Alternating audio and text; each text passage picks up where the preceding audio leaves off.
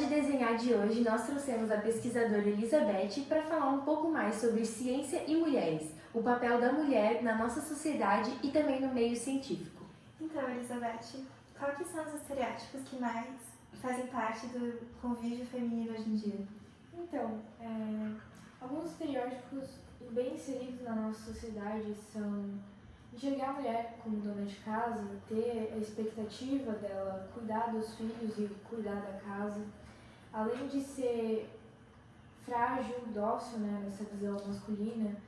Também uma coisa importantíssima é a objetificação do corpo da mulher, né, que traz esse padrão e essa norma de tem que ter aquilo, não pode ter aquilo justamente essa objetificação é o que traz todos esses estereótipos, né, que fazem com que eles sejam preconceituosos, né? Não, até objetificando o corpo da mulher, principalmente homens passam a ver ela como incapazes, né? Então, incapazes de fazer alguma coisa, de pesquisar, de ser inteligente, de ir cursar uma universidade, tudo isso, né? Sim. Muitos também acreditam que mulheres são incapazes de dirigir, de exercer certas atividades majoritariamente masculinas. Até por isso que a gente vê poucas mulheres fazendo ciência hoje em dia, né? Quantos cientistas que a gente conhece, quantos nomes femininos a gente conhece que são de mulheres? Pouquíssimos. Quase nada. Sabe o que acontece para isso também? Existe uma coisa que se chama efeito Matilda. Essa denominação foi feita pela Margaret Rossiter. Ela é uma historiadora e pesquisadora da ciência lá da Universidade de Cornell, nos Estados Unidos, e ela analisou um estudo feito por um outro sociólogo chamado Robert Merton, onde ele falou sobre o efeito Mateus, que era uma coisa em que historiadores e científicos mais ricos eram mais favorecidos e ganhavam mais verba para poder produzir as suas pesquisas, em detrimento dos outros menos reconhecidos. Só que quando ela analisou essa pesquisa, ela viu que grande parte do trabalho foi feito por uma colega desse Robert Manson e que o nome dela só estava mencionado nos rodapés. E aí ela determinou um efeito que acontecia mais ou menos igual o efeito Mateus, só que com viés de gênero, que seria o denominado efeito Matilda. E esse efeito Matilda tem esse nome em homenagem a Matilda Joslyn Gay, que é uma sufragista de Nova York, que lutou pelos direitos das mulheres. E ela determinou isso como uma maneira que as mulheres elas não são vistas ou não são tão reconhecidas pelo mesmo trabalho que realizam em meios científicos, em pesquisas, em artigos. Você vê o nome delas aparecendo muito menos ou às vezes até não aparecendo. Então, homens que fizeram menos parte das pesquisas acabam prevalecendo mais do que essas mulheres, né? Sim. Isso é bem complicado, né, vida? Sim. Em 1990 não tinha banheiros em estádios de futebol. Ah, não acredito. Banheiros femininos. Então, Nossa, como era atrasado, né? Sim. pois é. Além das mulheres não costumarem jogar, né, não tinham banheiros femininos e muitas jornalistas e a imprensa toda passavam grandes dificuldades e tinham que atravessar a rua, tinham que ir em outros lugares para conseguirem usar o banheiro. Sim, esse preconceito, na verdade, ele assola várias partes da vida das mulheres, na verdade, né? Não é só alguma pessoa falando alguma coisa, ou no meio da rua, dentro do trabalho, quando elas vão publicar alguma coisa, próprio nas necessidades básicas do ser humano, que é o banheiro, né? Sim, como não tem um banheiro feminino no estádio, né? Sim. A gente tem outros fatos ocorridos, como que a primeira mulher eleita, ela foi eleita a senadora 58 anos depois da conquista do voto feminino no Brasil. Só? Até então não tinha nenhuma mulher. Até então não tinha nenhuma mulher no Senado brasileiro.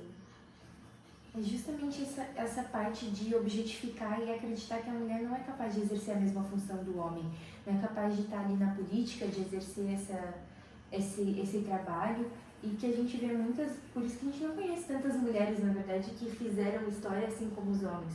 E muitas vezes não é que elas não existiram, é que elas foram apagadas da nossa memória porque não tem esse registro e as pessoas não costumam falar muito sobre essas mulheres. Acho que também essa questão política, que as mulheres não são muito incentivadas também para participar disso.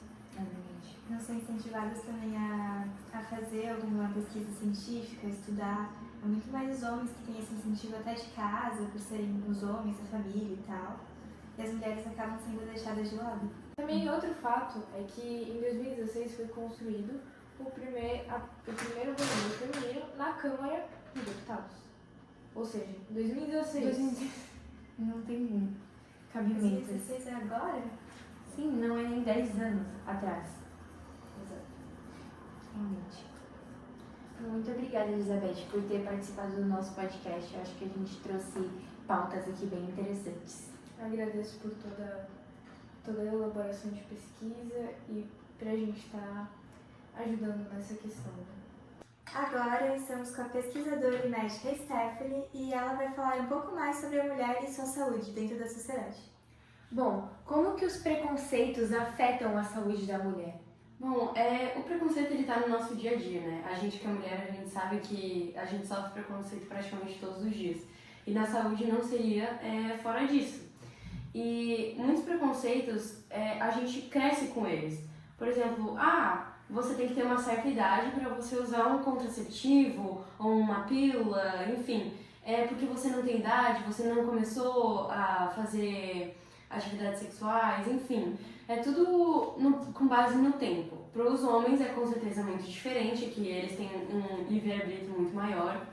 E não só na sexualidade, mas sim com exames. Por exemplo, o exame de mama. Ele também, você tem que atingir uma certa idade e as mulheres não estão abertas para fazer esse exame. Ou seja, muitas das vezes as mulheres acabam descobrindo um cisto ou um câncer muito tarde, pelo certo preconceito ou até pelo medo de ter alguma coisa. Fora que hoje em dia os gastos com exames e etc. são muito caros. Eles estão fazendo uma lei agora pra, tipo assim, quando a mulher tá menstruada e com muita, tipo uma crise, assim, ela ficar, 2 dias em casa. Entendeu? E daí, de 1 a 2 dias, né? E a mulher pode pegar por exemplo, um atestado, assim, pra ficar em casa quando ela tá no período menstrual. Porque a maioria das mulheres sente muita dor, né? E remédio não tá mais fazendo efeito nesse caso. Então, quando veio a segunda onda do feminismo, as mulheres já tinham conseguido seus direitos, mas elas queriam que esses direitos saíssem só do papel e fossem voltados para a prática. E aí que surgiu pessoas importantes, que nem a Simone de Beauvoir, que fez livros que falavam sobre como os papéis de gênero na sociedade afetam a mulher, de certa forma. Ela também tem aquela frase famosa dela de que não se nasce mulher, torna-se mulher. Então, as mulheres realmente, elas passam por toda uma experiência social dentro da sociedade que moldam ela de certa maneira, que é diferente dos homens, com certeza.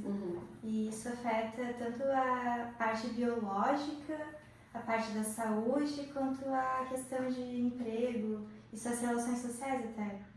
E esse foi o Pode Desenhar de hoje. Muito obrigada por ter assistido até aqui e até a próxima. Tchau! Tchau!